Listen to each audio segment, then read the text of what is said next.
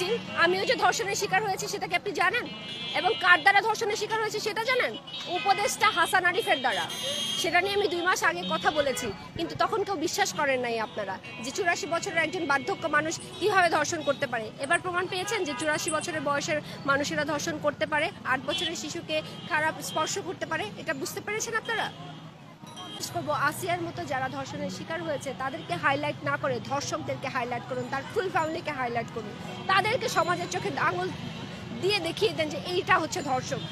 দেখেন, chairman member এই শ্রেণীর যে গ্রামগঞ্জে যারা আছে এনাদেরকে প্রথমত সচেতন করতে হবে, এদেরকে একটু টাইট দিতে হবে। পুলিশদের মধ্যে আত্মবিশ্বাস কমে গেছে, এই ধরনের ভুলভাল কথা বলা যাবে না, পুলিশদেরকেও টাইট দিতে হবে। এবং পরিবারগুলোকে যারা হচ্ছে মায়েরা বোনেরা আছেন তাদেরকে বোঝাতে হবে যে কেউ যদি ধর্ষণ করে সে অপরাধী, তুমি অপরাধী না।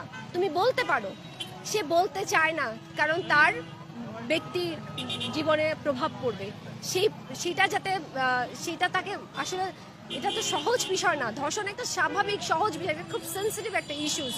তো এই বিষয়টা নিয়ে প্রত্যেকটা পরিবারে ডোর টু ডোর ভিজিট করে প্রত্যেকটা পরিবারকে বুঝাইতে হবে যে you are not a criminal, এটা তুমি ক্রাইম করো না, যে করেছে তাকে নিয়ে কথা বলো। আর সবাইকে আমি একটা রিকোয়েস্ট করবো, আসিয়ার মতো যারা ধর্ষণের শিকার হয়েছে তাদেরকে হাইলাইট না করে ধর্ষকদেরকে হাইলাইট করুন, তার ফুল ফ্যামিলিকে হাইলাইট করুন, তাদেরকে সমাজের চোখে আঙুল দিয়ে দেখিয়ে দেন যে এইটা হচ্ছে ধর্ষক, ওই নারীটিকে না, ওই শিশুটিকে না, ওই মাটিকে না, ওই বোনটিকে না।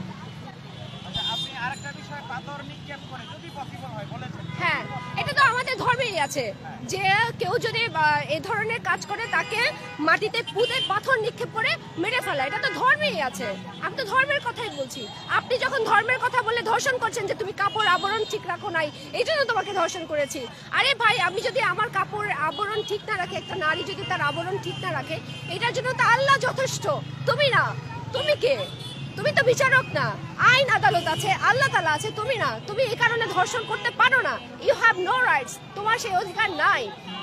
তো আর কি বলবো, ধর্ষক দিন দিন বেড়ে যাচ্ছে কিন্তু প্রতিবাদ পাচ্ছে না। প্রতিবাদ এবার হতেই হবে। প্রতিবাদ হয় নাই, আসলেই হয় নাই। একটা ব্যর্থ সরকার, আগেও হাসিনার আমলে এগুলি হয়েছে, আমরা এর প্রতিকার পাই নাই, এবার হবে। আমরা সে কারণে দেখেন প্রতিদিন আমরা রাজপথে আছি।